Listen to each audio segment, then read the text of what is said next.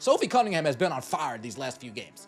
Heading into the break, coming out of the break, Sophie Cunningham has proven to us she's shooting. I am fairly confident that that ball is going to go in. Sophie Cunningham was never meant to be quiet. She's never fit the mold of a background player or a corporate-approved voice in women's basketball. From her fiery college days at Mizzou to the storm she stirred in the WNBA, Cunningham has always played with her heart on her sleeve and a chip on her shoulder. But in recent weeks, that fire led her into the eye of a media storm. One where she found herself being painted as the villain in a league desperate to control its image. Yet just when it seemed like the WNBA wanted to erase her, Cunningham struck back and reminded everyone exactly why she can't be silenced. Before we move on, I'd like to ask you a small favor. If you appreciate this content, please take a second to like this video and subscribe to the channel. Over 98% of you watch the videos without subscribing. It costs you nothing, but it makes a huge difference to us. So, did you click the subscribe button? Great. Thank you so much. Now back to the video. Sophie Cunningham, 15 points for Sophie Cunningham, 3 for 4 from the three-point line. Sophie Cunningham has been hot to trot. Sophie Cunningham has been on fire. You ever play NBA Jam? He's on fire. She had a rough start to the season, but as of late, Sophie Cunningham, yeah, she's deserving of that starting spot, right? She's been deserving of that start. It started, as many modern controversies do, with a viral moment. One foul, one comment, one push too many, and suddenly Sophie Cunningham was trending on social media for all the wrong reasons. She was labeled dirty. Clips were slowed down, analyzed frame by frame. Headlines ran with dramatic tones. WNBA fans, especially new ones drawn in by Caitlin Clark mania, demanded punishment. Influencers tweeted, journalists pontificated, and the league listened. Cunningham, a 6'1" sharpshooter and physical defender, has always played with an edge. That edge is what's kept her in the league, what's made her a vital part of the Phoenix Mercury's core, and what earned her respect from veteran stars like Diana Taurasi. But that same edge became the target of relentless scrutiny after a scuffle involving Indiana Fever's Caitlin Clark, a player whose meteoric rise has changed everything about how the WNBA is covered, marketed, and criticized. In that game, Cunningham and Clark clashed. Words were exchanged. Elbows may have been thrown. Tempers flared. It was the kind of moment that, in past years, would have been brushed off as part of the game. But 2025 isn't like past years. The WNBA is under a microscope now, and every bump, every foul, every look is dissected as a cultural moment, especially when it involves Caitlin Clark. So the backlash came hard. The league's response was swift. Fines were rumored. Warnings were issued, and the narrative became clear. Cunningham was the aggressor, the enforcer type, the player standing in the way of a brighter, cleaner, more profitable league.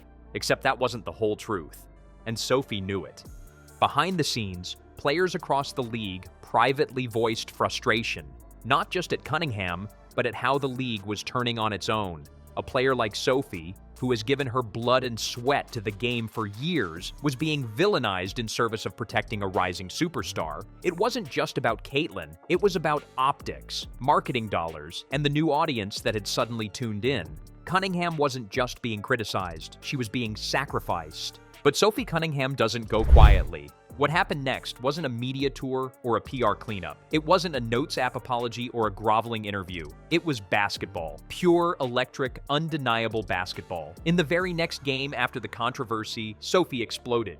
27 points, 5 threes, relentless defense, hustle plays, a technical foul that brought the crowd to its feet, and, more than anything else, a message. You can try to erase me, but I'm not going anywhere.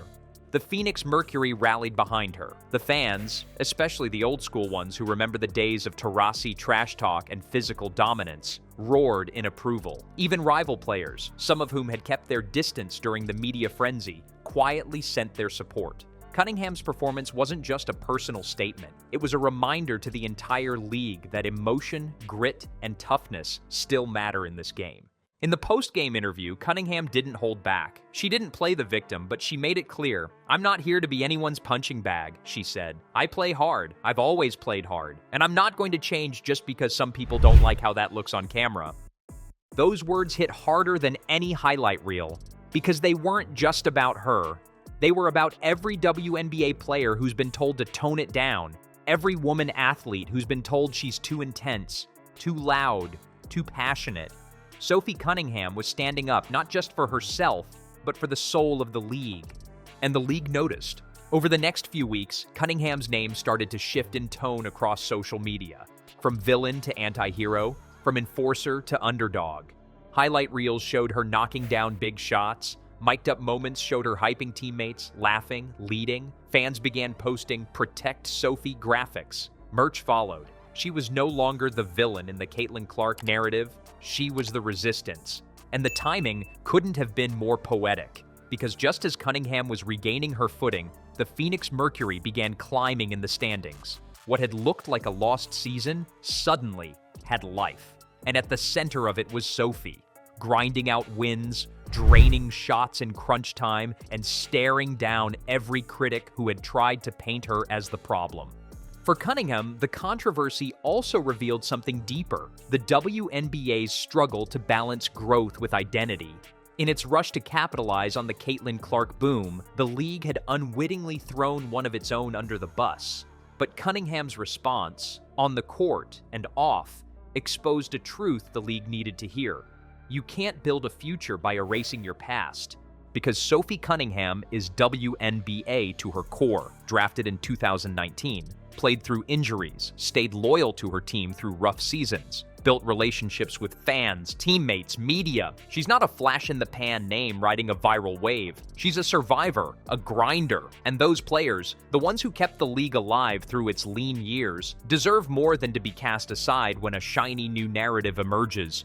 In the weeks following her resurgence, something else happened. Young players began mentioning her as a role model, not just for her scoring or toughness, but for her willingness to take the heat and keep going. Sophie showed us how to handle pressure, one rookie said. She didn't fold, she fought.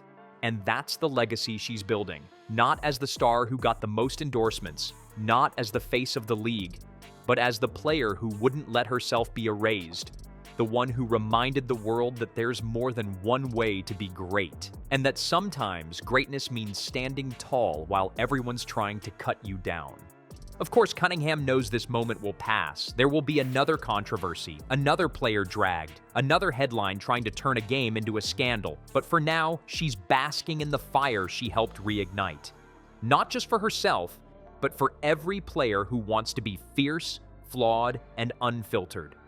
And the league? It's learning, slowly, uncomfortably, but learning, that the players who built this house deserve to live in it too, that you don't have to water down the game to make it sell, that stars don't shine brighter when others are dimmed. As for Cunningham, she's still doing what she's always done, playing hard, talking trash, diving for loose balls, draining corner threes, taking elbows, giving them back, and smiling through all of it. She knows what the league tried to do. She knows how close they came. But she also knows this: you can't destroy what refuses to break. If you love players who stand their ground even when the world wants them gone, then this channel is for you. Catch a dime? We'll catch you in the next one.